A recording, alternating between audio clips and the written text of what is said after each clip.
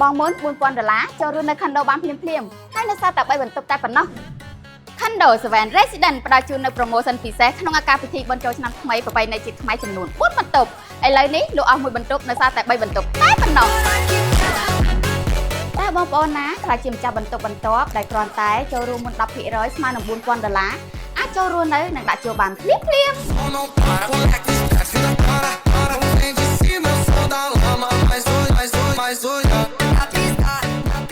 បោះត្រឹមតែ$250ក្នុងមួយខែរយៈពេល2ឆ្នាំដែលគ្មានការប្រាក់កាន់តែពិសេសថែមសម្ភារៈពេញបន្ទប់បងប្អូនអូស្ត្រាលីចូលរស់នៅបានតែម្ដង